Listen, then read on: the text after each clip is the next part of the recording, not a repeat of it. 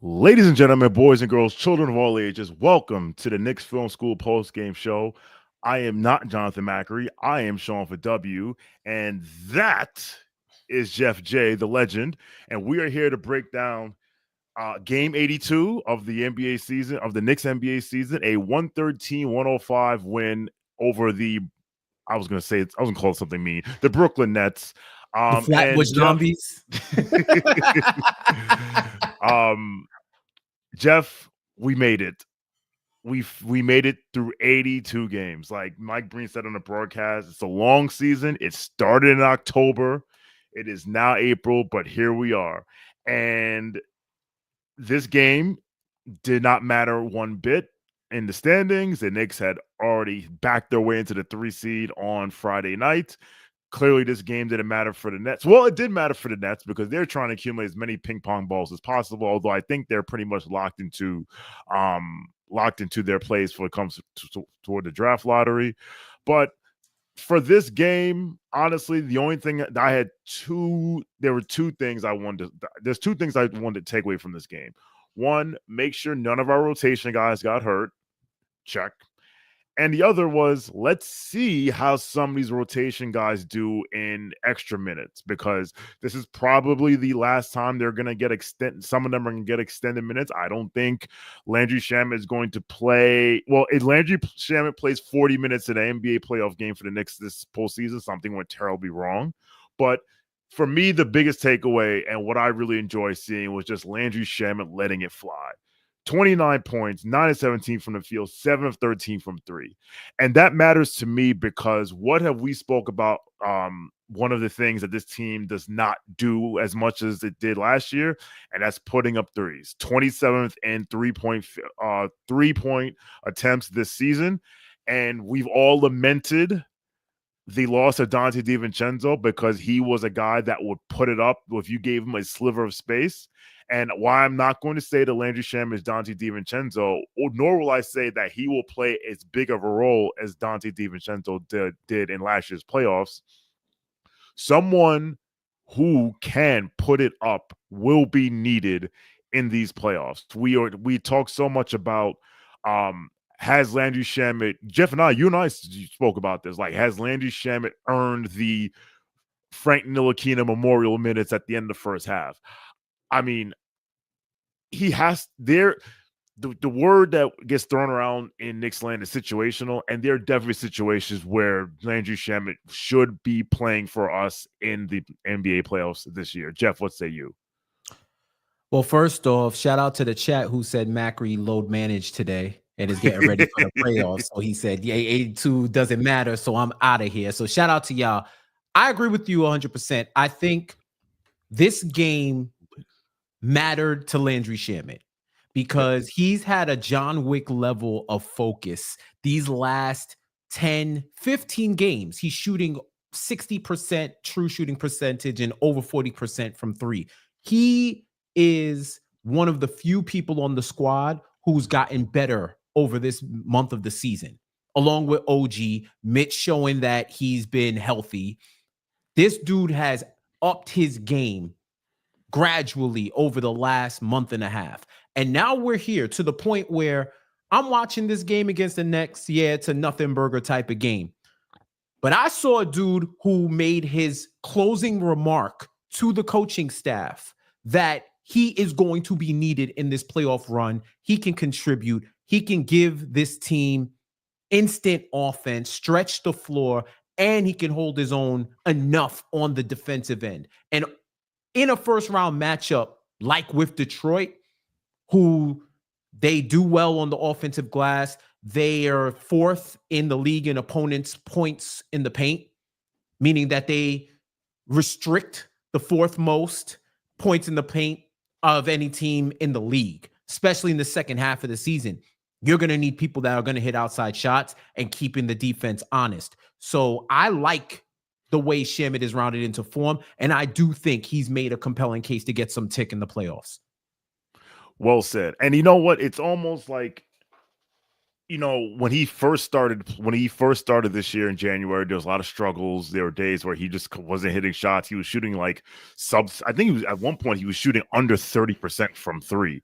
And with Landry Shamet, it's if he's not hitting threes, then what was he doing out there? But it's almost as if coming back from dislocating your shoulder takes time.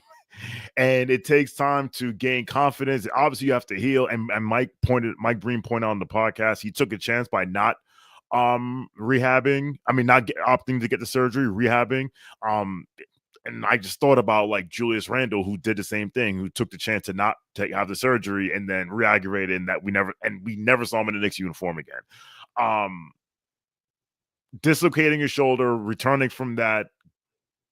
So basically, like, you have no preseason because whatever preseason you did in September and October went out the window.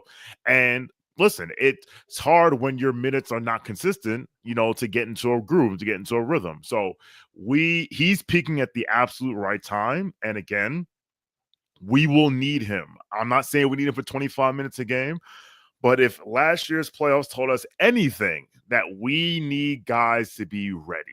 And it looks like Landry Shamet is ready. It also looks like Payne is ready. Payne I had this right here, 21 points, 6 of 13 from the field, 3 of 7 from 3, 7 assists, 2 rebounds, and a block, which you made sure everyone saw. I got that block. That's me. I saw on Twitter during the game, someone was saying that the DMP CD in the playoffs should go, if it has to go between Payne or Shamet, it should go to Payne and not Shamet. And I say, why not both? Why can't they both play? Like, yes, teams shorten their rotation. Yes, Tom Thibodeau shortens rotation in the playoffs. There's a Pat Riley saying that he's like, when it comes to the playoffs, it's like, bring 8, play 7, trust 6, something like that. Like, teams will shorten your rotation. But again, we know Jalen Brunson is going to play minimum 36 minutes. He's probably going to play 40. And if it's a game that we really need, it's probably going to be 44. Anytime Jalen Brunson's on the court, Cameron Payne should be. And we have gotten so much more out of Payne this year than we could have expected. But then again, he's been there before. He's played in NBA Finals before, so we're going to need, like, for me, the big takeaways of this game is like, look, we got our 5. We know who our 5 guys are. Although, according to a lot of people in the timeline, maybe the starting 5 should change, and we'll touch on that in a second. But I mean, Payne delivered above and beyond what we asked for him this season, and we hope that it continues in the playoffs. Yeah, I think this is the time to lean on what works. It doesn't matter what you think is going to work. You got to lean on what works. You have to be able to adjust your game plan in the playoffs to the situation and not to theory, because the second season is a totally different animal than the regular season. And I'm team regular season does matter. I believe that wholeheartedly. But I also believe you practice in the regular season and you go through these reps to be ready for postseason play. And that's the one advantage that the Knicks have over a lot of teams in the postseason, is collectively and individually, they have tons of playoff experience. They've seen different types of situations. They know when it calls for you to be more aggressive, to switch up, to lean on one player, to disperse it to the rest of the team. They've been battle tested, and it has to mean something.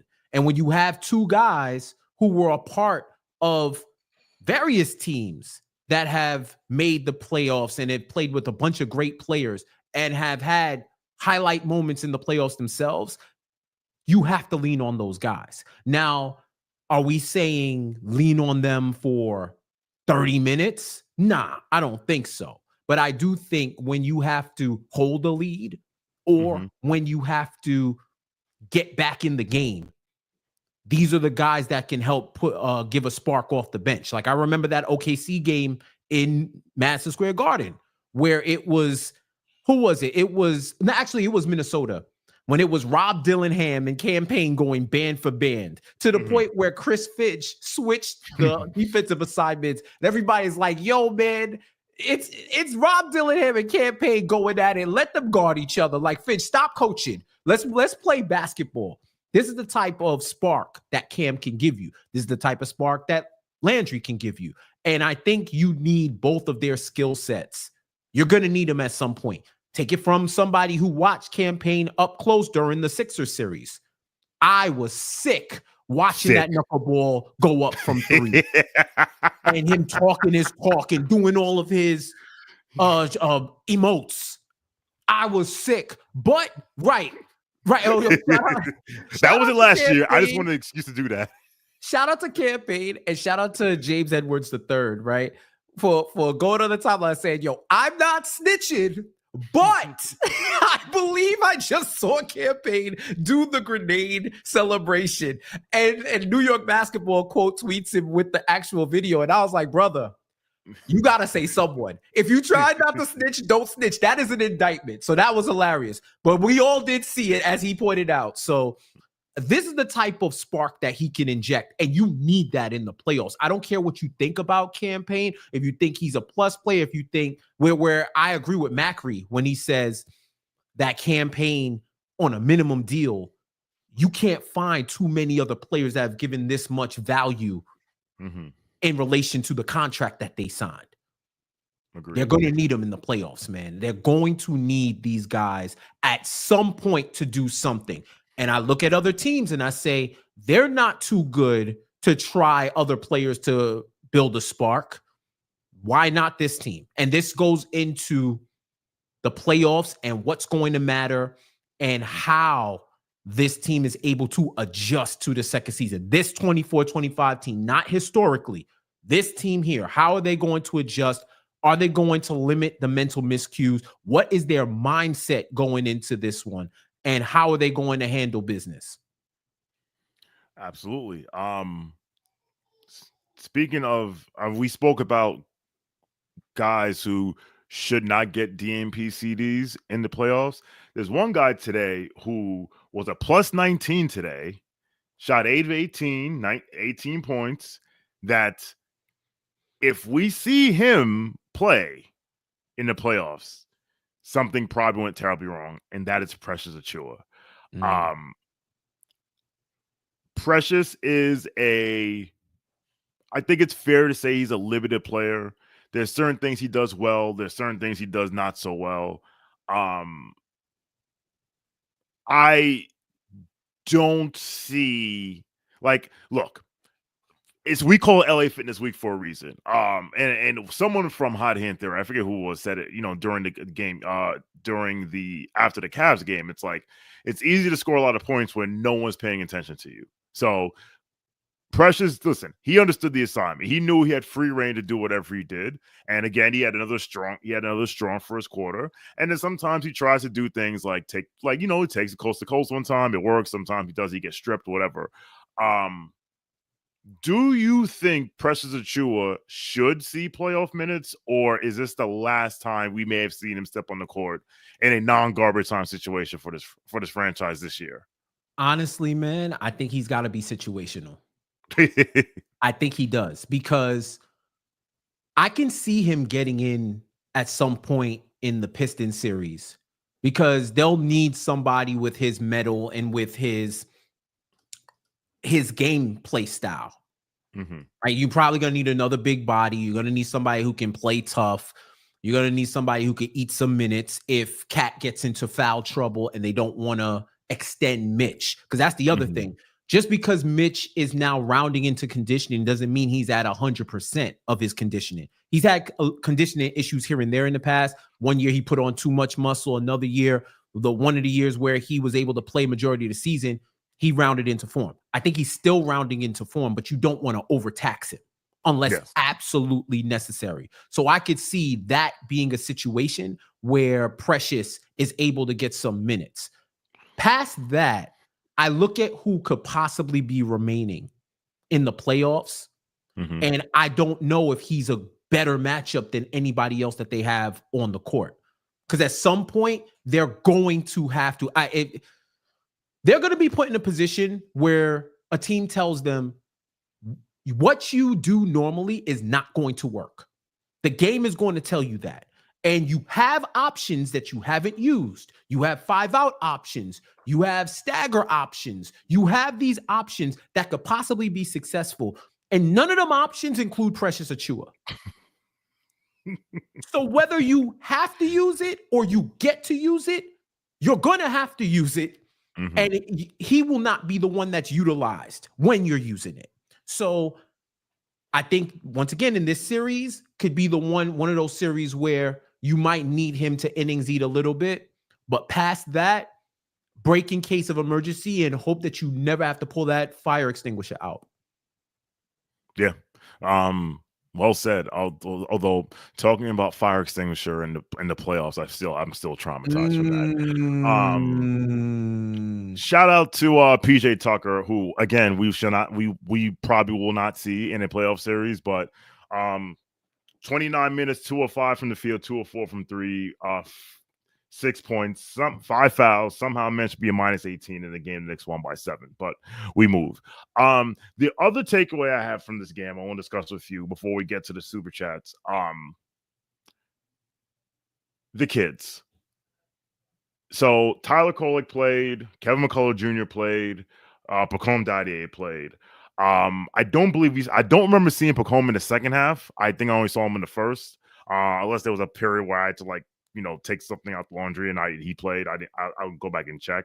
Yeah, Dadier didn't play in the second half. Second half, yes. But what's funny thing, he checked in the game, he scored a bucket, he got a rebound, he got fouled, and maybe I'm on Knicks Twitter entirely too long, and I know how they operate, and I immediately tweeted, if you're about to tweet about Pacome Dadier, stop it. We're not doing this right now. We're not. And I say we're not doing this because I know he's not going to play in the playoffs. All right. Now neither will most likely Kolek or McCullough or Kevin McCullough Jr. But at the same time, this was an opportunity. It's like Deuce told Ariel Hukporty. It's like, even though in minutes that don't necessarily matter, Tibbs is always watching. Mm-hmm. For me, and listen, Tyler Kolek has been the source of great consternation in the Knicks Twitter community and Knicks community in general about he should have played more.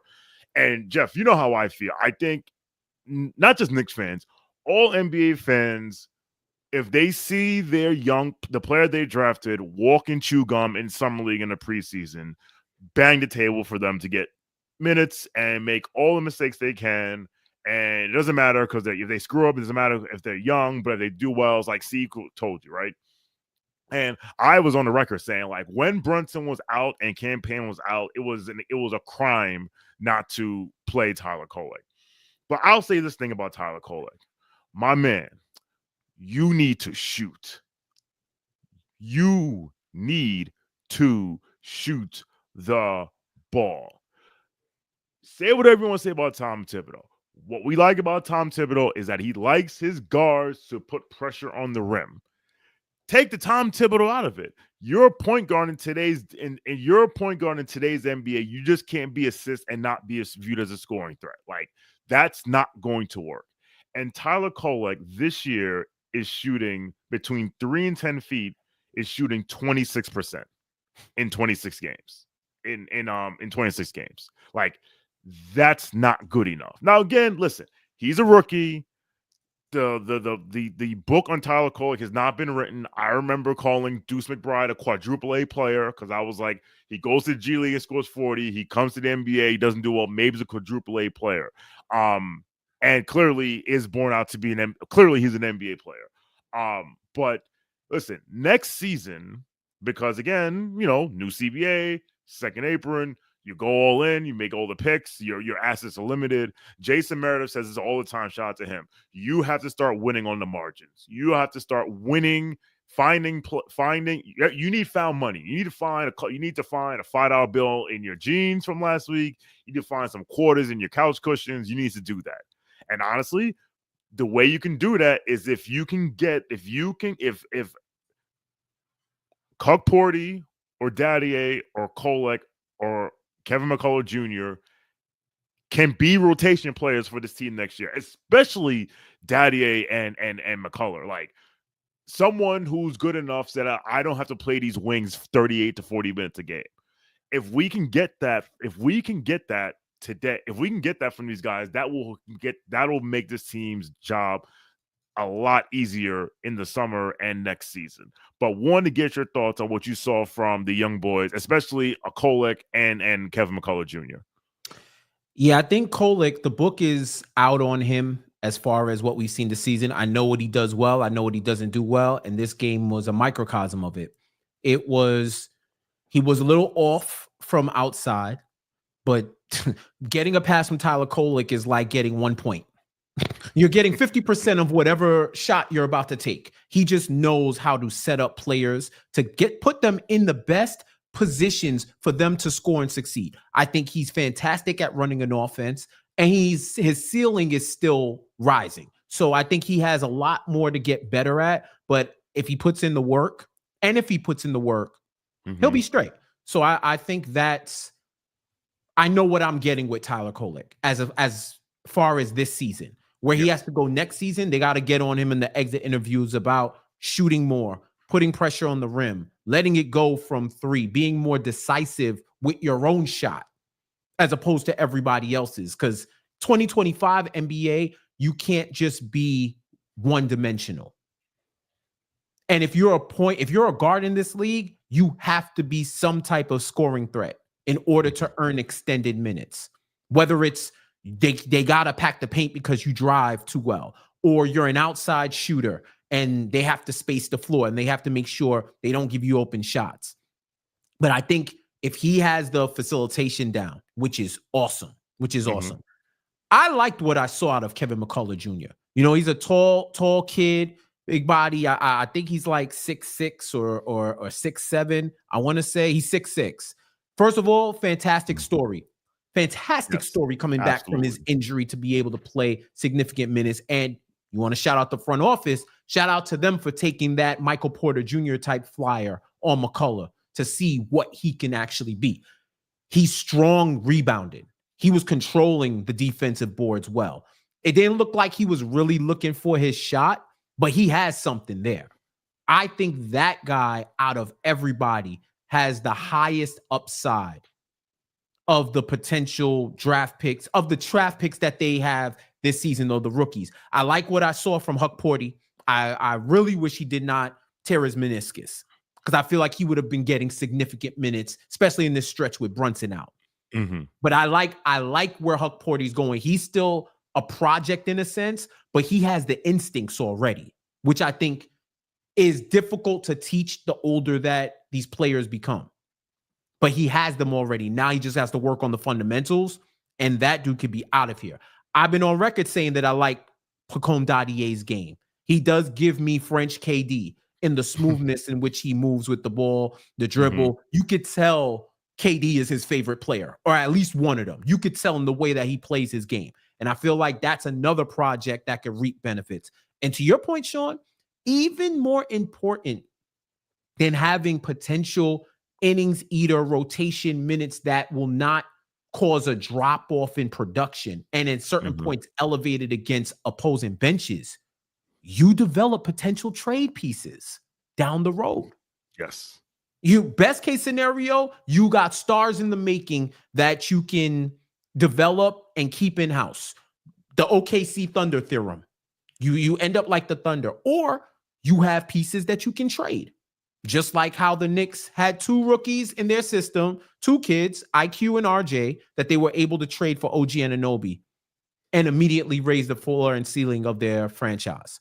So more important to me than just the rotation piece is the fact that you are building in the present and for the future. And I think that's where a lot of these teams are going to have to cook with this second apron world. It ain't going to be no more. We're just going to sit back and wait for the free agent buyout market heap and mix and match and grab bag it all. You're going to have to develop players. So I think the Knicks are ahead of the curve there, which is another reason why a lot of them, I know people get on the picks with McHale and all of them.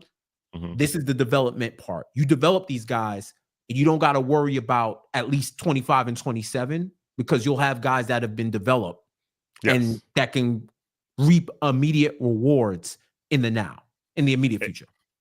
Absolutely. Listen, Payne Dade played 17 games this year. I mean, none of them really matter except for like a few in the beginning of the season. I'd like to remind everyone that there was this player who, like Payne Dade, is 6'7", that in his rookie year under Tom Thibodeau, he scored 2.6 points per game and he shot 18% from three. And that player is Jimmy Butler III. Now, I am not telling you that Payne Dade is going to be the next Jimmy Butler. But what I am telling you is that I would not write off any of these kids just yet. At the same time, I'm not going to bang the table that they should get like the Kevin Knox treatment, get 30 minutes a game, do whatever the hell they want, and with no recourse. Corner boy, shout out to Kevin Knox, like the way that Cam Reddish, but shout out to Kevin Knox, man. Like I wonder what his career looks like if he was drafted by the Leon Rose Knicks, but you know, obviously we'll never know.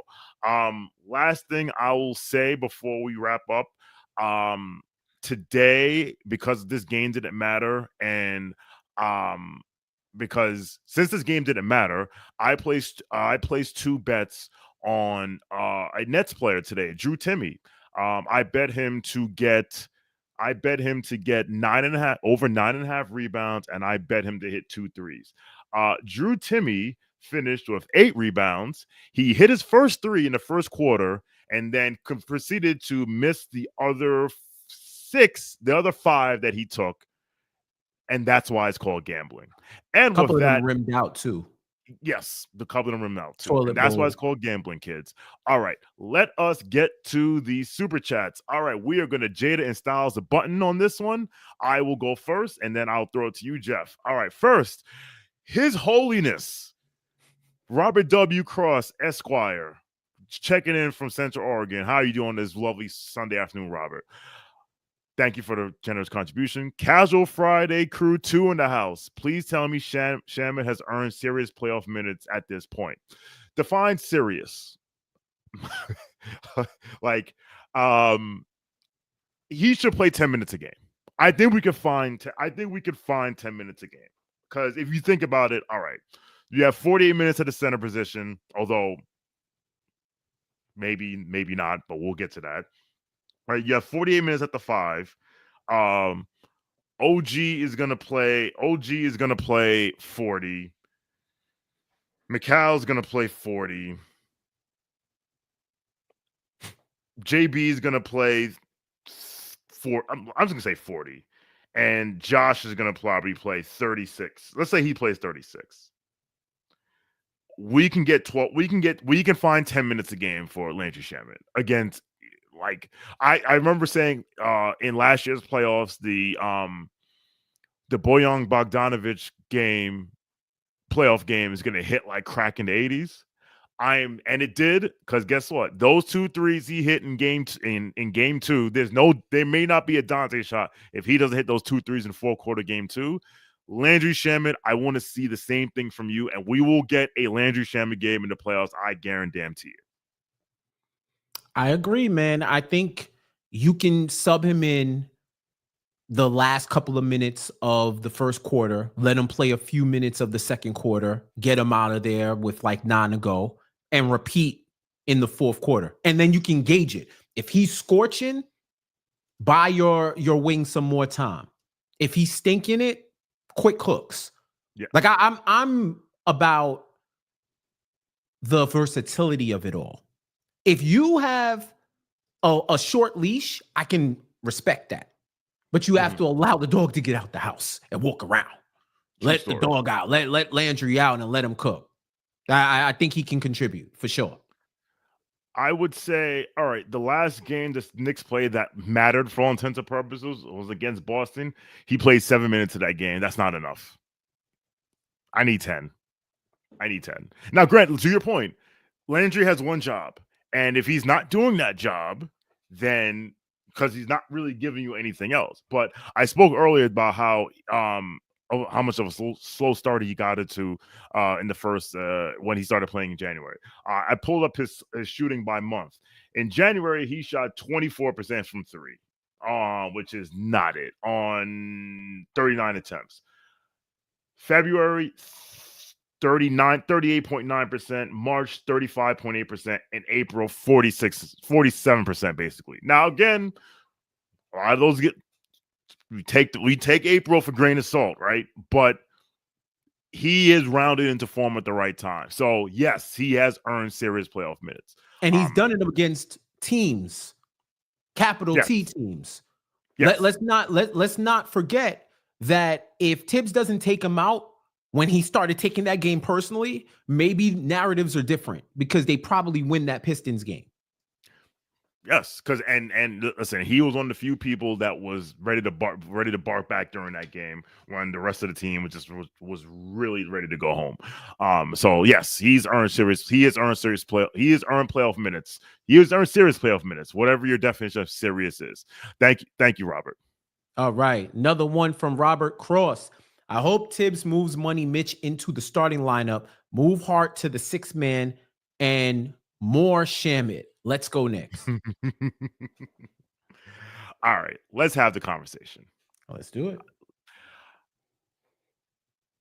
I'm just going to throw you the lobby. You run with it. A number of people have been calling for this starting lineup of Mitch, the double big lineup, and Hart to the bench. What say you, Mr. Johnson?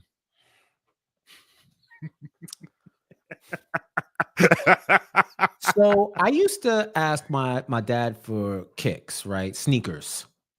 And he would tell me, yo, next week I got you.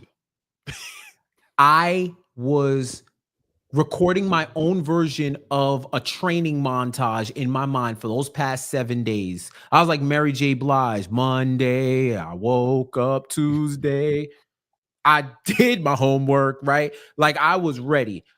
Mm-hmm. Exactly 1 week to the day he told me next week. I asked him and he looked at me and said, why are you asking me about this? As if I was the one who laid the stipulations. Now, in my back of my mind, I knew these kicks aren't going to happen, but I'm going to hold him to task because he's the one who put out the parameters. If he told me no, I would have probably asked again, but I would have known that a no was there. But I knew the no was the standard because I probably got sneakers a couple of months earlier. And he's like, yeah, we don't even got 90 days. You're not even off probation with these sneakers. Why are you asking for new ones? Mm-hmm. The point of that story is to say, if you know something is already going to happen, arguing against it isn't really going to matter. You can say, I told you so. You could say it's the more prudent option and I'd be with you. But I do not expect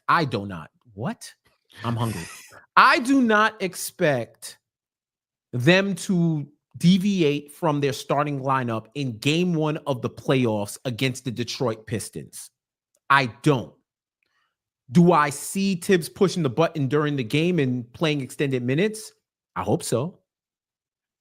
I don't think it's going to happen. So I'm not going to stress it out. Now, if something catastrophic happens, like let's say they go down 0-2, and it's clear that there's a deficiency somewhere on the boards, that is an option. That Mitch option is probably in Tibbs' mind a nuclear option. It's probably a nuclear option at this point to change the starting lineup for Tibbs. What I will say, Robert, is the Mitch Cat Twin Tower starting lineup would be most effective against this team, against these Detroit Pistons, who are top 10 in rebounding on the season, especially post All-Star break. The rebounding numbers between the Knicks and the Pistons are comparable, but I also saw if they deploy that double big lineup, that means Cat is probably guarding Tobias Harris, which to me isn't really a crazy matchup. Mm-hmm. Cat controls the defensive boards. Mitch controls the offensive boards. The Pistons, yeah, they've been scoring, but they turn the ball over a lot, and they're going to have to contend with 2 elite rebounders on both sides of the court, which means they're going to have to work harder. Logically, it all makes sense. I don't know if it's going to happen. So I do think at some point, if there's an adjustment to be made, it's going to be that one. It should be that one. I don't think they're going to do it game one. I agree. And I don't think they should for game one, simply because I always remember the We Believe Warriors upsetting the Dallas Mavericks in 2007. And very similar to this series, there was all this talk about, oh, well, Don Nelson used to coach the Mavs and he knows it, and a lot of scuttlebutt about how this could be an upset, And going into game one, Avery Johnson changed his lineup. And I remember telling me and my friend Allie, who you know, Jeff, discussed it, and we were like, you won 67 games. Why am I adapting to you? You have to adapt to me. To your point, if they go out, God forbid they go down 0-2, or they're like facing a 2-1, or it's like a 2-1 or something like that, or it's just clear that this like it's just not working, like, yes, you can make the change. But dance with who brought you there. Like, I know that a lot of you are still suffering from piston phobia, and the vaccines haven't come in yet. I know they're on their way, Operation Warp Speed. So we will get doses to everybody. But I wouldn't change my lineup for game one. I would like to see, give me one game or two of like, okay, here's our team as healthy as they're going to be. Let's play these dudes straight up for the first two games and see what happens. So that's what I think we should happen. But to your point, Jeff, we will probably see more of the double big lineup, and maybe it's not necessarily required to start Mitch to see him share the floor of Cap more often, but they can share the floor of Cap more often. But at the end of the day, go ahead. No, go ahead. End of the day, what? I won't remember. At the end of the day, it makes sense because you're replacing a non-shooter in Josh Hart with a non-shooter in Mitchell Robinson. However, I can put Mitchell Robinson in dunker spot, and I cannot put my starting shooting guard in a dunker spot. Yeah. Two things I will say to that. One, this team, well, first off, you shouldn't, if you're making the first adjustment, that means you're in a bad spot. Secondly, so you don't want to start off with an adjustment. Secondly, this same OG starting lineup demolished the Pistons in their first meeting, 128-98. This gets forgotten because of, narratives and what have you done for me lately. I watched this starting five put the beats on Detroit. And if for people who forgot, that was the 16th straight win the Knicks had over the Pistons prior to the last three games, right? These dudes, I keep bringing it up. I watched a lineup of Payne and Shamet and DeLon Wright and PJ Tucker and Precious Achiuwa break even with their starting five and with their key core players. I do not think the Knicks should make the first adjustment. I think the biggest adjustment this team needs to make is to hold a fucking lead. That's the biggest adjustment they need to make.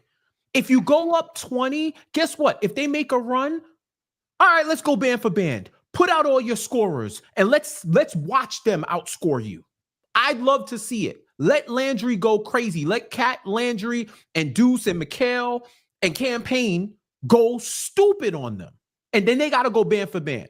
That way you can hold on to your lead and extend it. Because in this NBA game of runs, it's easier to come back from 20 than it was before. But it should require an amount of effort to where the team that was up by 20 plus needs to commit a comedy of errors in succession for them to really lose. And the Knicks have done that too often. So that to me is the biggest adjustment. Find a way to hold on to your leads and stop blowing those big leads, and they'll be straight. So you're saying that allowing Darius Garland and the Cleveland Charge to overcome a 23-point deficit at home is not what we want? Is that what you're saying? I don't think that's good for business. No, I do not think that's good for business. And that single-handedly could left a bad taste in the whole fan base's mouth. I mean, we'll get to it when we talk about playoffs and whatnot, but I get it. I wasn't affected by the Pistons game. That Cavs game was avoidably annoying. Yes. Avoidably annoying. We didn't have to be that annoyed. Sit everybody and then let it be a what if. Don't go for the game and blow it.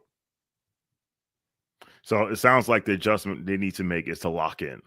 Like game one, lock in and stay locked in for 48 Whatever minutes. saying you got, bro. Lock in, right. Get your head out your ass, play for real, focus, stop, be serious. Use this, everything you got, bro. They gotta do all of that. Thank you, Robert.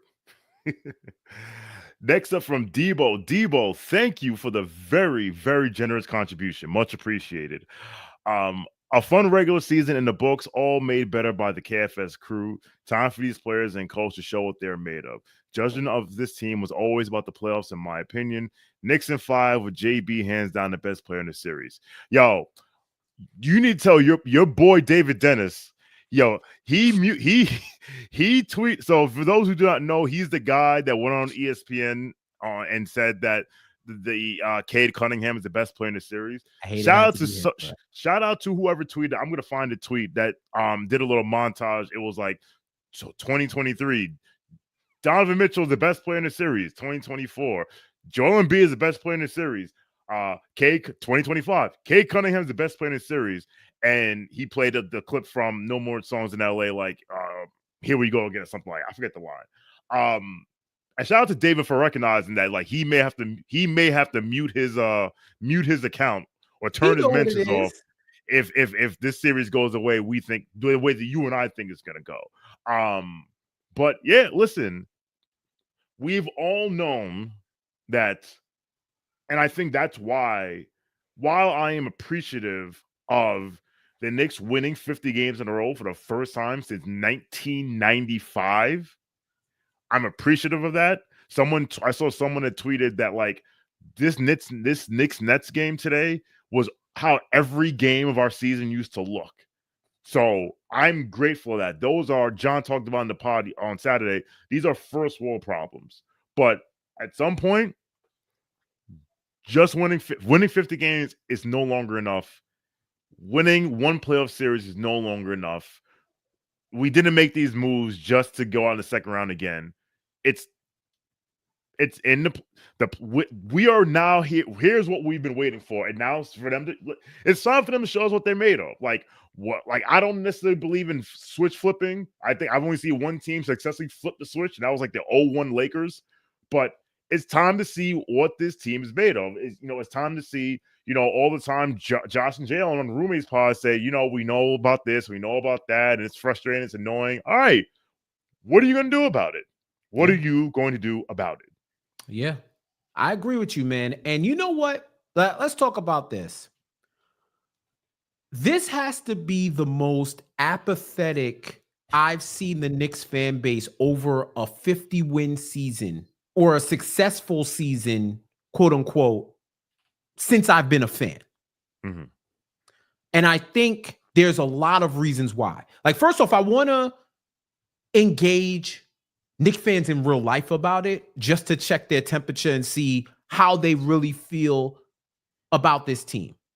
Because when you look online, and I've spoke about it too many times to count, there's a lot of rage bait, engagement baiting, fan grifting, people who over-index on the negative and throw in some rational dialogue here and there when they're not analyzing period, but they're also not analyzing in good faith, which is why I have to personally filter out a lot of the noise and go to my key sources.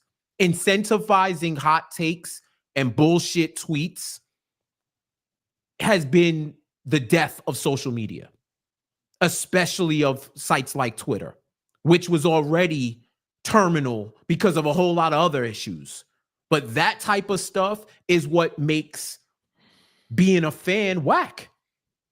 Like, it's to the point now, Sean, where I wonder whether or not fans would be outside celebrating after a Game 1 win over the Pistons, the same way they were doing it in 02-03, and especially the same way the crowds and the city was lit after every single playoff game and every single victory last year. And I wondered why was the case.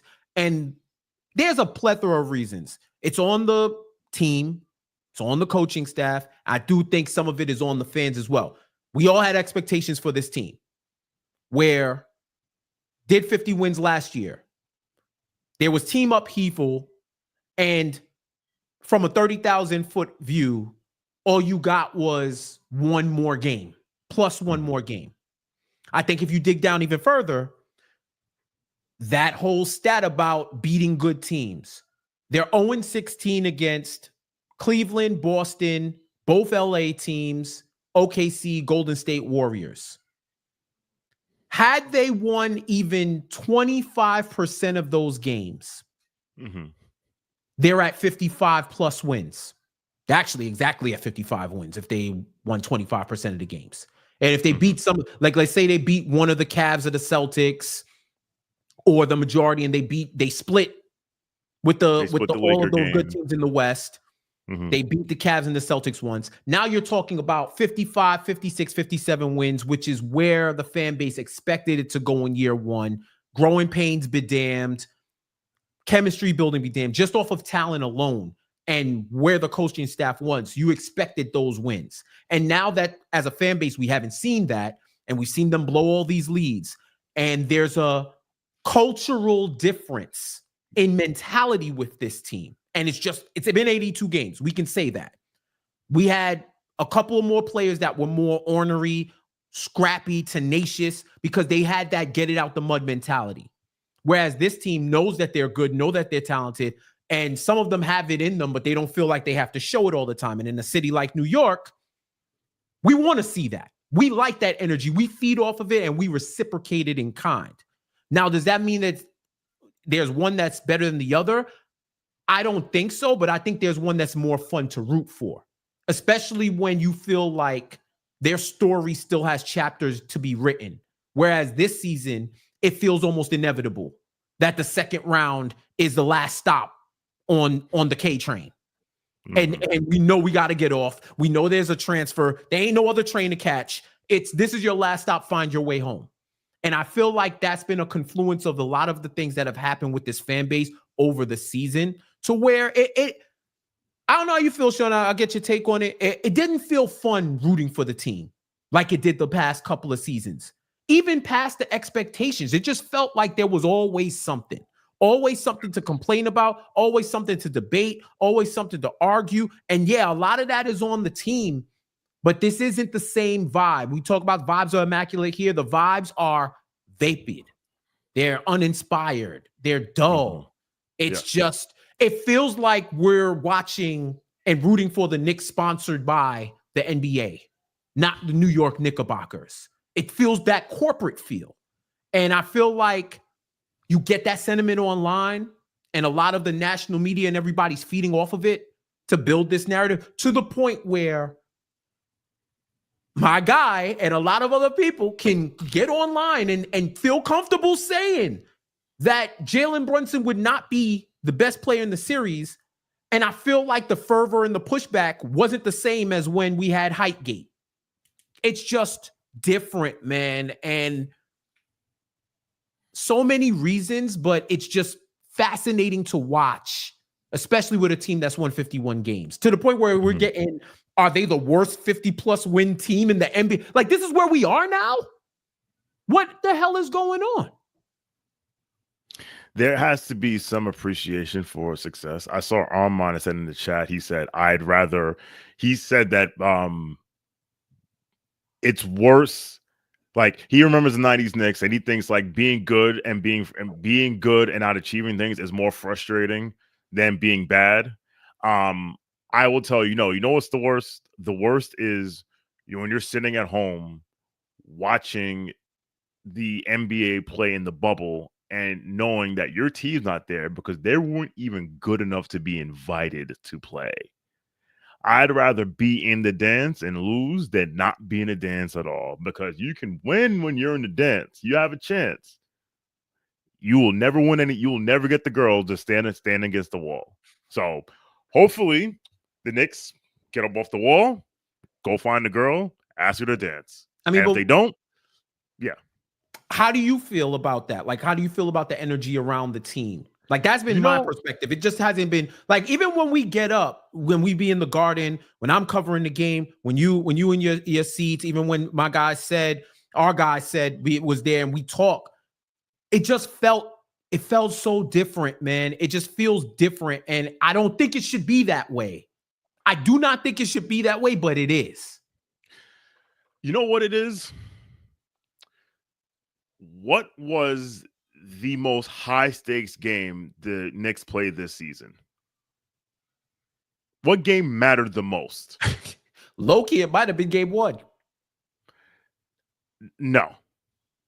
It's the NBA Cup quarterfinal. OKC? The OKC back-to-back? The NBA Cup quarterfinal. Because with the most stakes. Yeah, you're right. You're right. Yeah, that was the game where it was like, all right, we are in a competition, and if we don't win this game, we were out of the competition. And the way they lost that game, the way they let go of the rope in that game, set the tone for the rest of this season. I mean, you were there. We watched the game together. I said some very not nice things about certain people on the team after that game. And I think that whether they realize it or not, whether we realize it or not, that has kind of been hanging over this team. Because again, in the game that meant the most, in the game where it was like, okay, if you win this game, you are 2 games away from the Knicks lifting a trophy that's not a division championship for the first time in 25 years. You don't even get trophies for that, for division titles, right? And they just let it go. And we've just seen that happen over and over again, to the point it's like, all right, we're good. We know we're good, but we know we're not good enough. And to your point, well, there will be some people outside of Madison Square Garden after every playoff home win, but it's not going to be like last year, because last year we thought that was a crescendo, that was building towards something. And now we don't necessarily believe it as a collective. And we don't, because in the quote unquote biggest game of the year, they rolled over and got rolled. Simple as that. And they got rolled on. That's interesting. And you know what? I get mad when I miss questions in trivia, because I'm like, damn, that was my next question. But the fact that we continuously bring it up, and I know a lot of other creators probably have moved past it, but we were in the building for that. And I could tell you, it felt like they got punked. I remember Casual Friday. You could check out the last Casual Friday we recorded. Sean and I was on Casual Friday. And we mentioned, well, I brought up that Benji had said that he thought that the Knicks got punked in his grade book. And I said, nah, I don't think they got punked. PJ Tucker said they got out-toughed. I think that's fair, because the amount of energy the Pistons spent to say, we're tough and we're going to send a message, and the Knicks did not have a desire to match it because they didn't feel like they had to. They did it in spurts to let them know, all right, if we turn up the juice, it's going to be different. That dice roll game was getting punked. The dice roll at the end was getting punked. Losing that lead and offering no resistance from the tip of the third quarter on, that was getting punked. So yeah, Sean, you nailed it on the head. Ever since that game, the vibe ain't been the same. Nope. It ain't been the same, because any questions of what this team's identity and mentality were, this was the signal that, yo, these aren't last year's Knicks. You can bully them. You could do what you want. You could talk shit afterwards, and they're going to give the correct answers. They're not going to do anything incorrectly. So, there you go. That's a major inflection point. And subconsciously, maybe that is hanging over a lot of folks, myself included, too. We'll see. Thank you, Debo, for the generous contribution. Appreciate it. Am I on this? Yes, sir. I think so. Hasu, what's up, brother? Thank you for the super chat. Although I had my crash outs this year, thank you guys for another year of post games, pods, interviews, etc. Y'all are very important to our community. Love y'all. Now the real fun begins. Let's go Knicks. Thank you so much, brother. I appreciate you and appreciate y'all who support. Like, without us, without y'all ain't no us. So thank you. Thank you very much. And you're right. Now the real fun begins. Let's have some fun. And Hushu, you're not alone. I've had some. I don't crash out on the timeline, but I don't really crash out on camera. But I will so every so often I will be like, yo, what the you know what? To my friends. Like, if you like, man, listen, sometimes if you could see if you could see the live for the Mecha chat, you see some doozies. Oh boy. But yeah. If you want to see an example of seasoned Knick fans completely disgusted with the team, not even fan appreciation night, I promise you, ask anybody that went to that NBA Cup quarterfinal game. I remember seeing Sean, seeing Said, shout out to my guy CP. Me and him had like I was trying to catch up to y'all for the post-game stuff. Mm-hmm. Me and him had a 5-minute talk that felt like it was 30 seconds, where it was just a lot of nonverbal communication. And we knew what was up. It was one of those conversations where it was like, and I said everything I needed to say with all of those motions. If you're listening on the audio version, I just gave a soliloquy in 5 nonverbal motions. So I just pantomimed the conversation that I had after that dice roll. So yeah, you talk about that's probably the closest I've come to crashing out this season in typical crash out fashion as the parlance for this era. Like you said, I was in the building for that game, and there was a playoff level energy in the building. Like, and that's why when people say like the NBA Cup doesn't matter, I have been to NBA Cup games, multiple NBA Cup games where we need to win to get in. Like we need to win to solidify it, or like you said, the quarterfinals. And there's a playoff energy in the air, and it was just a shame that it just wasn't matched that day. So yes, I've had my crash outs this year also. You're not alone, Hush Stu. Thank you for the generous contribution. Oh, Jesus Christ. The Remnant, thank you for your generous contribution. Your very generous contribution. Thanks for a great season, KFS fam. Love the new faces and content. Big shout out to Macri for keeping us going through the ups and downs. If you talk to Big Mac, tell him $500 in a beer. Now on to the playoffs. Knicks in 5. This is OG. Oh, it's OG Alex. Yo, what's up? I remember. Yes, I remember this name now. Yes, if I see Big Mac, I will tell him $500 in a beer. Feel free to buy me one too. I'm with you. Knicks in 5. And yes, you know what? It was a great season.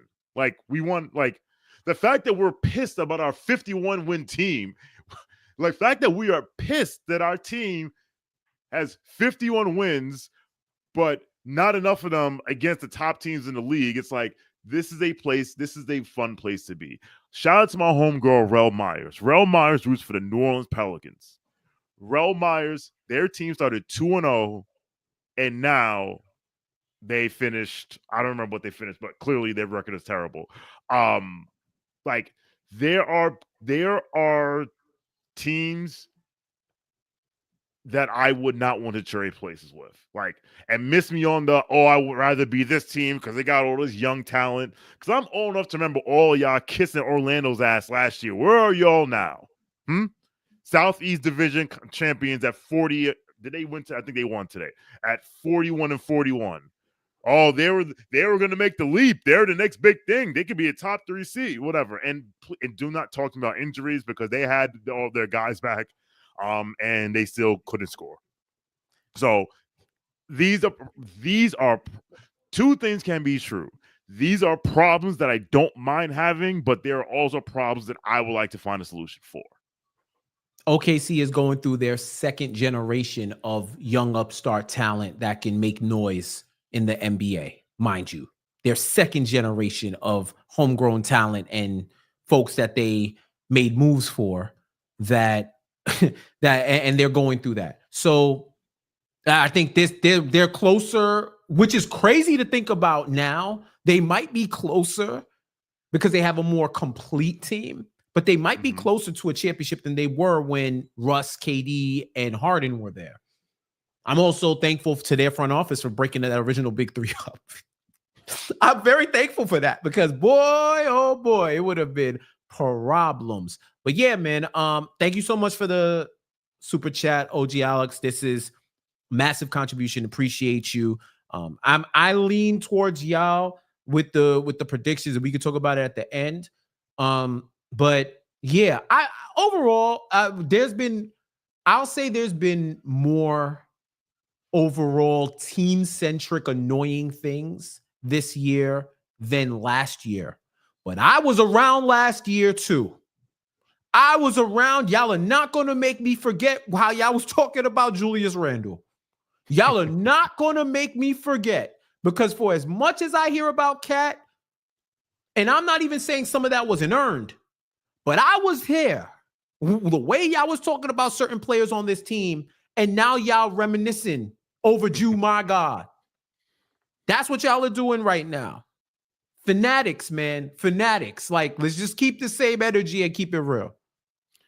Speaking of Julius Randle, I'm watching. They are in a dogfight with the Utah Jazz at home. They're up 5, and they need to win, and they need to, for any chance of them to get to the top 6, they have to win. They also need the Warriors to lose. And they are up 5 points in the third quarter.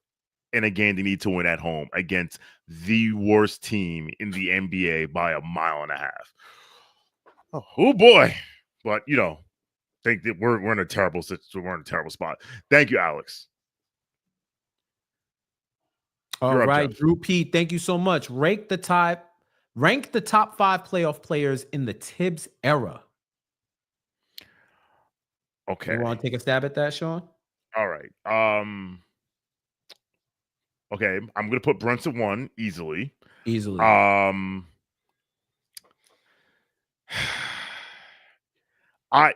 Okay, so there's Devo, like, who may be the greatest one-season Knick of all time. Like, I'm thinking about like the players who had like impact series, like players who had impacts on playoff series. So I'm like, well, obviously I have DiVincenzo. Mitch against Cleveland can't be overlooked.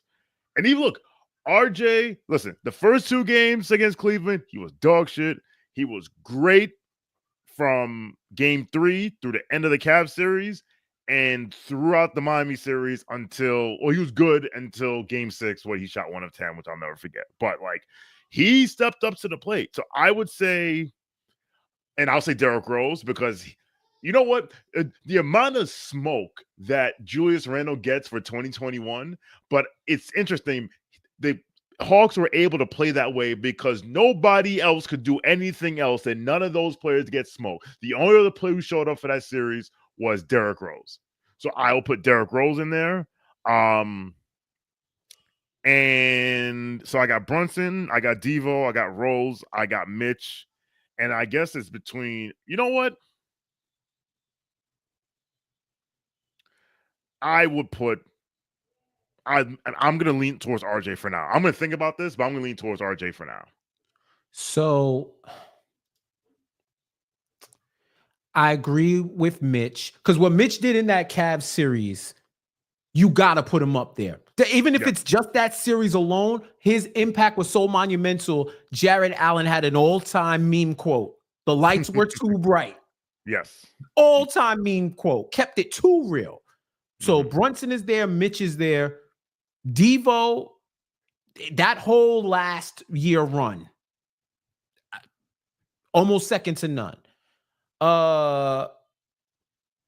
Mitch, Brunson, Devo. You had RJ, and who was your 5th? Derrick Rose. Derrick Rose. Okay. I'm going to put Josh Hart on that list for that Sixers series. And the fact that this man literally disintegrated up to game 7, had half an ab, and was still going out there and heart of the city and it up. I'm gonna put him up there, and then the fifth one, I can split the difference between Rose and RJ. I also gotta say, if there's an honorable mention, low key, OG Anunoby and Precious Achiuwa, that game 4 in Philadelphia, them two had Joel Embiid in Arkham Asylum, boy.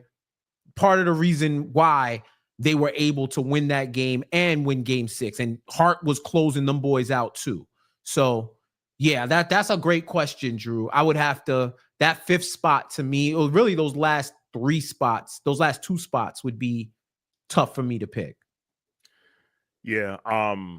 It's funny you bring that up because I'm looking at our roster now, and there's so many guys on this team that have played in big time playoff games, have played in, like, Mikal Bridges won the Western Conference with the Suns. I believe Landry Shamet was on that team also. I'll look it up. And he was on the Brooklyn teams too. Wasn't he on one of the KD teams? Shamet? Well, Shamet, I think he might have been. Like, Jalen Brunson's played in the conference finals before. PJ Tucker, who's not going to play, NBA champion, right? Like, there are Payne played in the finals. Oh, funny, OG Anunoby, although he didn't play in that 2019 team, like he didn't play in the playoffs for that 2019 Raptors team. That next year, like, he had game-winning shots in the playoffs, in the bubble. And in the bubble. And this is the best team he's been on in terms of going into the playoffs, like, with a chance to. So he's gonna be ready to go. So we've lost some good players. There's some players that we've lost over the years that we could use now. But listen, this team has guys that have been there before. This is why when people tell me they're scared of Detroit, I want to respectfully push them down a flight of stairs. Not literally. All right? Not literally. So he was on, just to chime in, Landry was on Brooklyn the year the Suns went to the finals. Okay. So he was on Phoenix, and he was on Phoenix the next year. So he was on that 21 team, that the greatest moment in Brooklyn Nets history, KD's foot on the line. So he was on that team.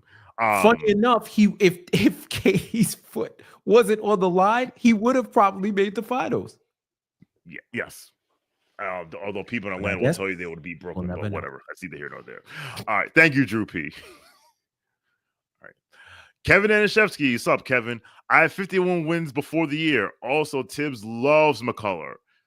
Yeah, he loves him, but, doesn't love him enough to play him. But then now, again, listen, he was injured most of the year, and he worked his way back. And I'm curious to see how Tibbs deploys McCullough next year. Like, you got to start, like, again, there's not going to be, although I think it's easier to find vets on cheap contracts because of the second apron. Like the second apron, the new CBA basically killed the middle class, which is why my dream of D'Angelo Russell coming off the bench at a league minimum for the Knicks next year will feed families. But it'll be interesting to see how he deploys him next year. Because again, we have to win on the margins, and we have 4 young. Especially a team that does not control its draft until 2030. It is imperative that we we see what we have with these 4 kids. It's imperative. 1000%. Yeah. Shout out to you, Kevin, for picking the 51 wins. I think I had 54. Whatever the over-under was, I took the over. I said they would get 53 plus. I can't find the prediction sheet, but I think I said 54, 55. Either way, this last week cooked me. This last week cooked me. I'm so glad I didn't put no real cash on that. Boy, I would have been sick. Especially with the blown leads. Oh, that's why they call it gambling. That is why they call it gambling. Right. Thank you, Kevin. All right. Kevin with another one. Hate agreeing with Robert, but he's right. # start Mitch. Yeah, like I said, man, I'm not opposed to it. I'd like to see, at the very least, the lineup play significant minutes. And yes, the concept makes sense in theory, but in practice, there are unintended consequences that come with it if you do it game one. Like basically, like the key, like when I gave that example of the 67 win Warriors doing it, it's like once you do that and you lose, now the other team's like, oh, we got these motherfuckers now. Right, we got them now. Like if we do that and we lose, even though it's probably the right decision, there's a psychological impact of it. Like, yo, we switched, we stopped doing what we did all year and we lost. Mm-hmm. It's crazy. By the way, you, Jeff, I found that you picked the over on 54.5 wins. I picked 55. Yes, and I picked the under because I was like 55 is a lot. That's a lot. They had a lot of chances to do that shit, and they had chances to do it. Oh man, that's so why it's frustrating. called gambling. That's why it's called gambling. Thank you, Kevin. Hush, do another one. Also, I really like K-Mac. So do I. Like I'm curious to see what this kid's about next year. I mean, I like the kid. Like, listen, like you said it perfectly, Jeff. Like, he's our Michael Porter Jr. pick. Someone that we're able to take who's injured, that clearly had promise, and we're able to rehab and work out and what have you. And it's funny that Michael Jordan, because I remember during the bubble when Michael Porter Jr. was putting up points, and of course everyone on Twitter decided to point out how the Knicks passed on him, like he wasn't the 15th, like he was like 13 other teams didn't do it, but whatever. Here or there. But I remember saying at the time, I'm like, no, the Knicks could never have taken Michael Porter Jr. in that spot where they were as a franchise, because there would have been all this pressure for him to play because we were looking for anyone to come save us. So we were like, oh, where is he playing? Why is Michael Porter Jr. not playing? When is he going to play? When is he going to play? And he doesn't need that. He needed to be able to rehab in peace. And because the Knicks are where they are, because the Knicks are good, no matter what people tell you, it allowed Kevin McCullough Jr. to rehab in peace and to get to the point where he is now. Whereas if we were a 23-win team, we'd all be banging the tail for Kevin McCullough Jr. to play. And no one needs that type of pressure, especially kids. Yeah, and this is an opportunity for the Knicks to find and bank found money on their bench in their G League. This is the time where you put that into the investment account. And that's what they need to do with Kevin McCullough, Dadier, Huck Porty, and Kolek. Even if you hit on two of them, low-key, even if you hit on one of them, that's a major success. And you get to control your bank account. You get to control your destiny with trades. They need to work. Like, I can see a future where one of these young guys eventually becomes a full-time starter with whatever iteration of these Knicks are in 3 or 4 years. Could be elevated to starter or key bench rotation piece. I can see it. Just needs to happen. And it's on them to make the leap too. Absolutely. Thank you, Hushazu. Next. Robert Cross with another one. Thank you, bro. Never seen a baller more dangerous foul line extended than Precious. And by dangerous, I mean it in a bad way. He be cooking sometimes, though. Sorry. He pull out one move where I'm like, bro, if you could distill whatever caused you to be so irrational that you thought you could pull that off in the game and you look good doing it and you execute, if you could distill that and just ingest it and make it a part of your aura and put that into your whole DNA of a basketball player, boy, you would be incredible. Incredible. Listen, Precious, you gotta take the good off the bad. Like, for every time he yams on somebody or goes coast to coast for a dunk, you also have to deal with like today, Precious definitely woke up this morning and said, I'm going to use my left hand a lot more often today. And sometimes it worked and sometimes it didn't. But like I said, unfortunately for him, fortunately for us, we probably won't be seeing him in the playoff in non-garbage time minutes in the playoffs. Thank you, Robert. Another one from Robert. Yo, Sean for W. Can you tell Josh Hart to shoot too? Brother, I've been telling Josh Hart to shoot since May of 2023. One of the greatest crash outs I've ever had was at game 2. Telling Cedric Shine, shout out to Cedric, that this might not be a Josh Hart series because Eric Spoelstra is leaving him wide the F open. So, listen, he says the regular season, he likes to fool around the regular season, what have you. Josh, nobody believes in you. What are you prepared to do about it?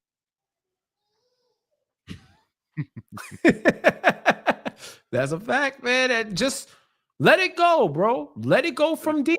See what happens. If you're off, then I can understand a pump fake and drive and leading a pick and roll and doing all that stuff.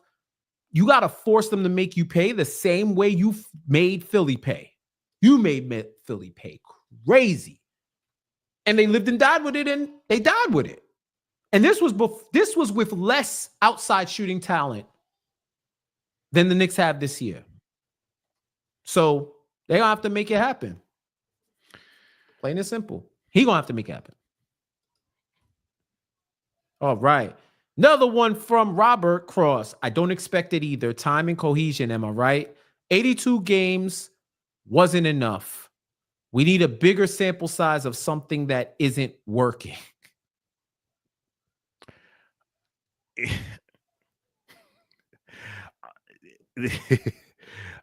Robert is on one today. Man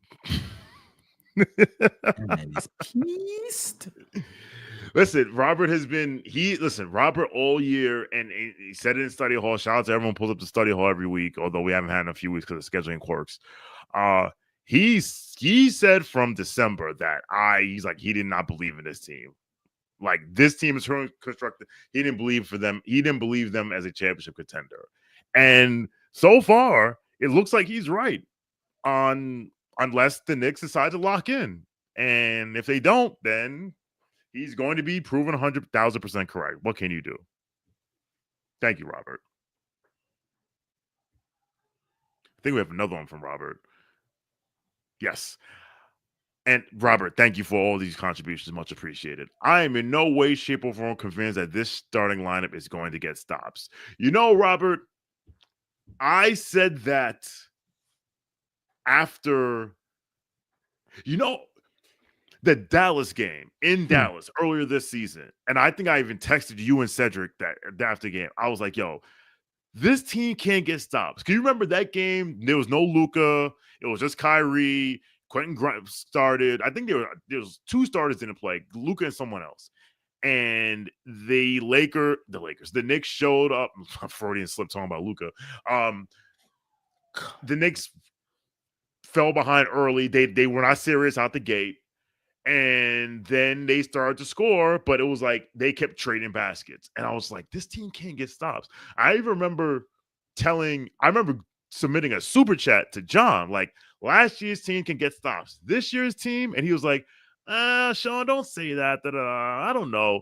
And then the funny thing is, I remember watching the post game, and Monica McNutt, shout out to her, she even said it. She was like, it feels like this team can't get stops. I'm with you 100%. And honestly, that was kind of like the first time I was like, there's something off with this team. And I believe that game was before the Cup quarterfinal. And then obviously the Cup quarterfinal cinched it. But yeah, it's hard for me to see this starting line to consistently get stops down the stretch when they need to. Yeah, and I would say one adjustment that they could make is going offense, defense when the game situations present itself. So, for example, if they have a 10-point lead with 2.5 to go, you play like a prevent defense, right? You put on at least your best couple of wings. Maybe Mitch plays down the stretch for Cat. Maybe you get DeLon Wright in there. Dudes that you know that can lock up the other team and try to stop them from scoring. So at worst, you're breaking even. But they cannot gain an advantage because you're putting your best defensive team on in the final minutes. Similar to in football, they'll switch up the defense when it suits them. Like if we're playing the nickel package the whole game and it's time for us to go into cover 2, we need to switch to cover 2 because every game counts. And this is where this team is going to have to swallow egos. At the same time, if they're down by double digits and they need to put up threes, some dudes might have to sit so that the bomb squad can go out there and let it fly from beyond the arc. That's just what it's going to have to be. But is there going to be a willingness? Is there going to be a willingness on the coaching end to do that? Is there going to be a willingness on the players to be able to stand aside? These are the questions that we are going to have answered next time on the first round of the playoffs. All right. Okay. This is you, Jeff. Yep. Team has deserved my apathy. Some starting lineup is structurally flawed. Have said it all year. 0-10 against the top 3 teams. Good team, not even a great team. I mean, the starting lineup, if we're going to do all of that for all the data, it's structurally flawed, but they still have a positive net rating. I get it. They can probably be better. But I saw somebody say the starting lineup's not working. If you're saying it's not working to the best of its ability, I think that context is needed. It is working, though. They're not in the negative. Maybe point in time, last month, last 2 months, they've been trending different. But when you look at the data for the whole season, it has been effective. It has been effective. Now, there's probably other combinations that they could use that might be more effective, which I'm with you on that. But we here now. You can only go to that well once. You can only go to that well once. So they're going to have to decide if they need to go and when to go. When people say like our starting lineup isn't working, Toronto's starting lineup doesn't work. Philadelphia's starting lineup doesn't work. They don't come to work. They didn't work. They aren't able to work. Like Phoenix's starting lineup doesn't work. Ours works. But to your point, Jeff, could it be better? Yes. And that's why when people say that this team is flawed, I push like the roster construction is poor. While it may not be optimal, 100% optimal, I don't think it's poor. I think there are things that can be done to maximize the roster that haven't been done. And that's all Stone Cold going to say about that. And with that, let's go to the out-of-town scoreboard brought to you by T-Square Social. T-Square Social located on 42nd Street between 5th and Madison Avenues in New York City. Stop by there, get a beer. If you see me there, buy me a beer. So everyone in the association played today. As you know, what they've started doing the last couple of years, all the Eastern Conference games are at 1 and all the Western Conference games are at 3:30.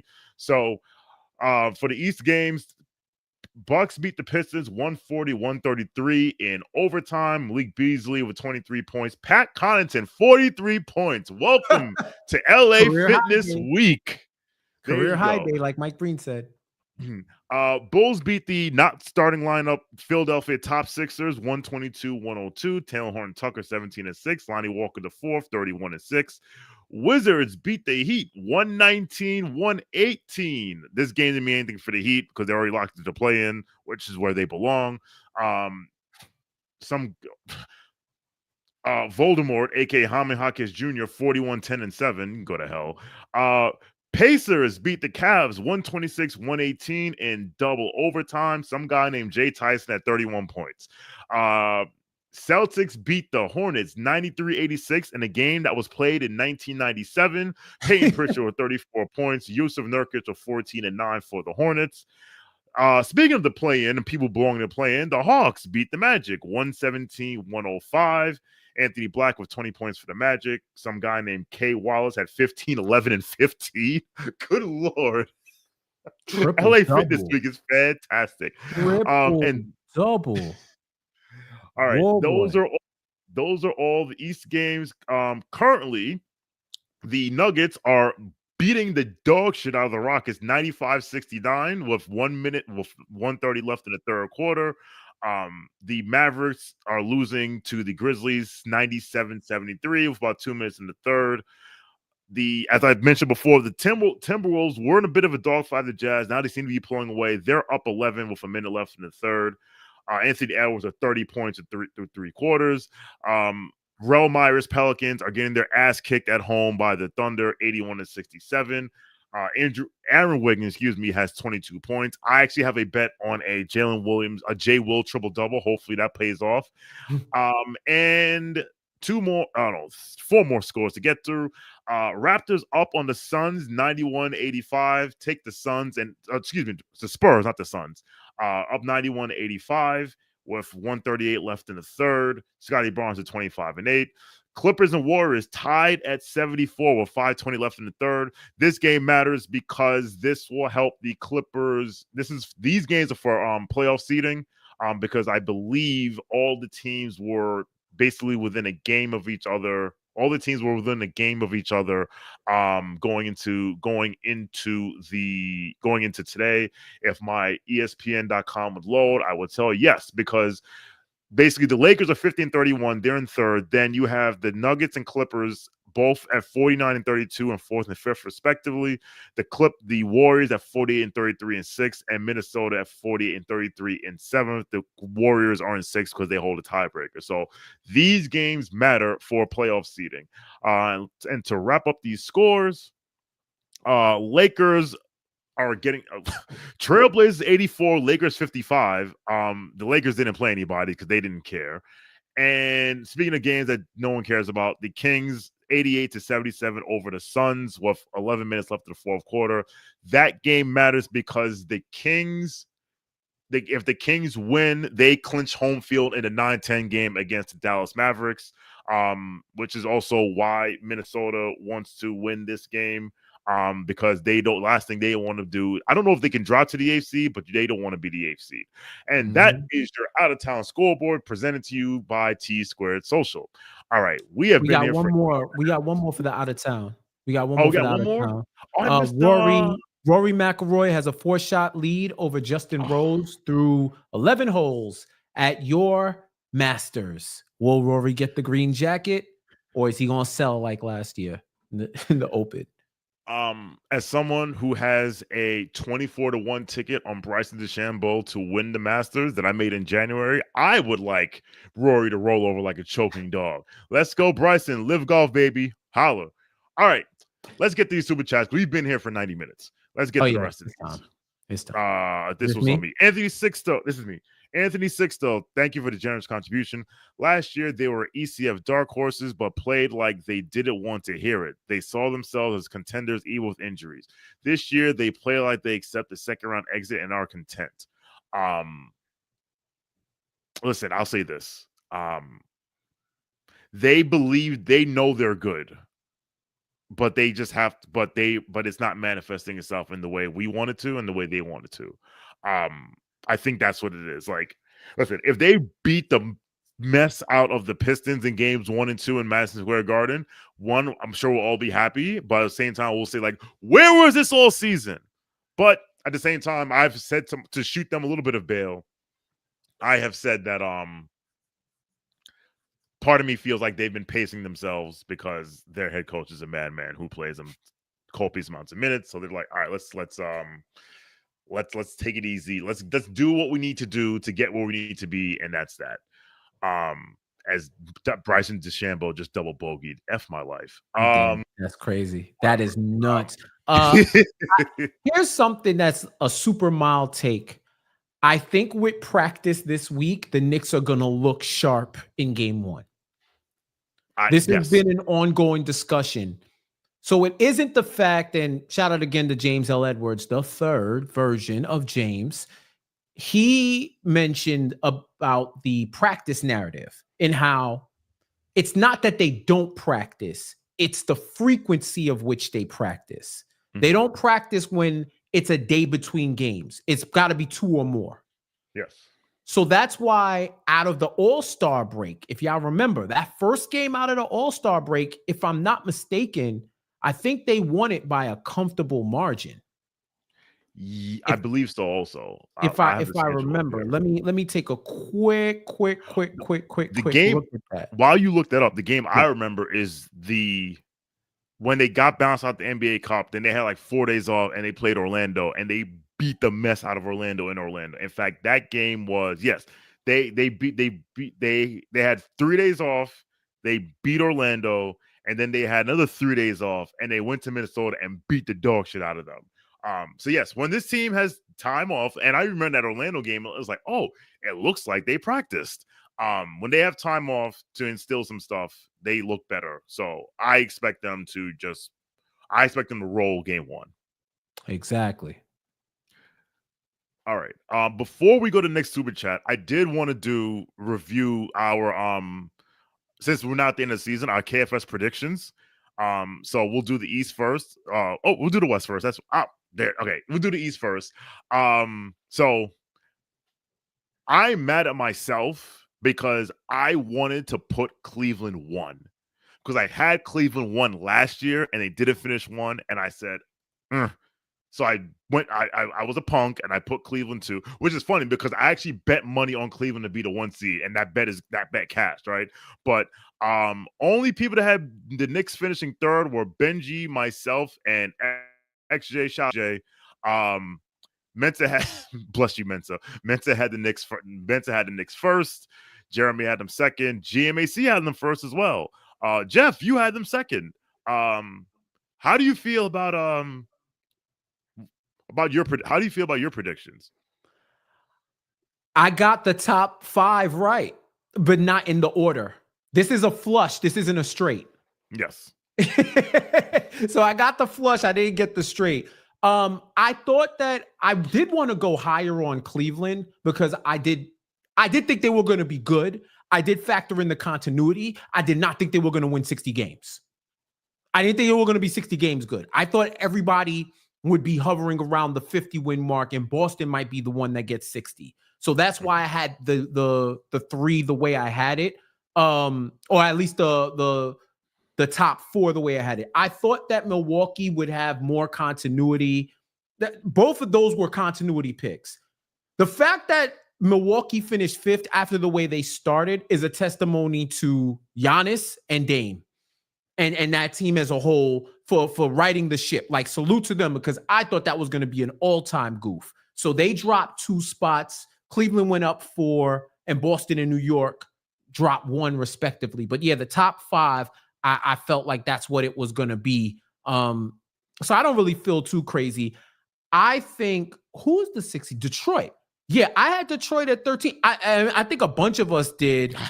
Who had Detroit? Who indexed Detroit the highest? Benji at 12. Benji at 12. Oh, excuse me. XJ, shout out XJ. XJ had Detroit at 11. So he indexed them the highest. I just didn't think, first of all, the fact that Philly cratered opened the door for Detroit to take that, really all of them to take that 6 seed.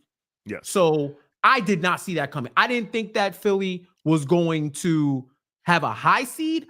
I did not expect them to crate. I thought they would have enough to power through it and get a top 6 seed. So that one is the one where I just throw it up. But what did I have? Oh, I had Atlanta missing the play-in. I did not respect their corporate sponsorships or the fact that this is their bowl game. I did not respect that at all. I thought Charlotte would leap over them. So that's the only other one where I said I probably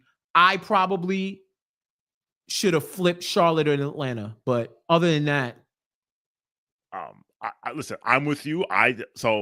I did the same thing, but except with Atlanta, I had Chicago out, and Chicago again is playing emeritus. They're in the play-in every year.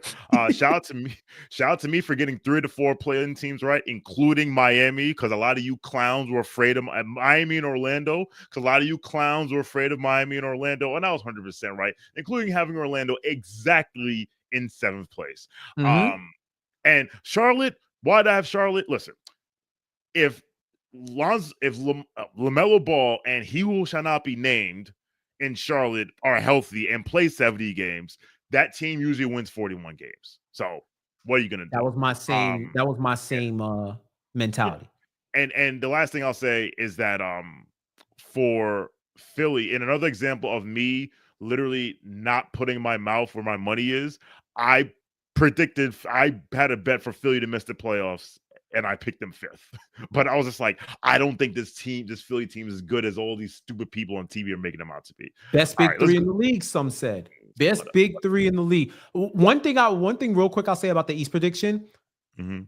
On my YouTube channel, I was having this discussion with Chris Winfield, who writes for the Daily News for the Knicks, and CJ Holmes, that writes for the Nets, where we were arguing whether or not Brooklyn would be the worst team in the conference. And it was like 2 against 1, where Chris thought that they would, and me and CJ thought that they wouldn't. And I just said,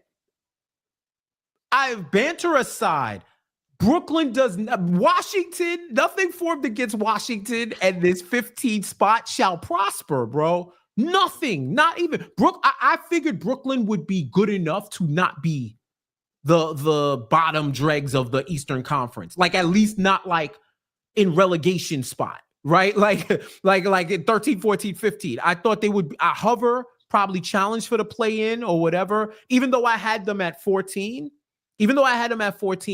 I just figured once they battled and they saw, all right, we really can't get the play in, the tanks would come out. So yeah, that makes sense. And let's spend 30 seconds on the West, and before we get to these super chats, okay, I have Minnesota 12-2. Good Lord. What? Phoenix is Bill Simmons' fault, because I was prepared to have them like in the play-in, and I let him talk me into, oh, well, they've got in Budenholzer, and he's good. He's a better coach, and they still have KD, and I let him talk me into it.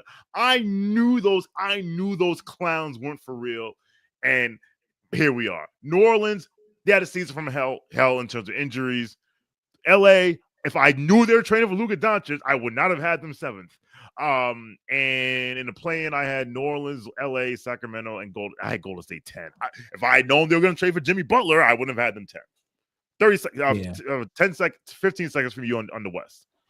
Houston and LA Clippers. I apologize, bro. I apologize. Like, those were the 2 groups that I had.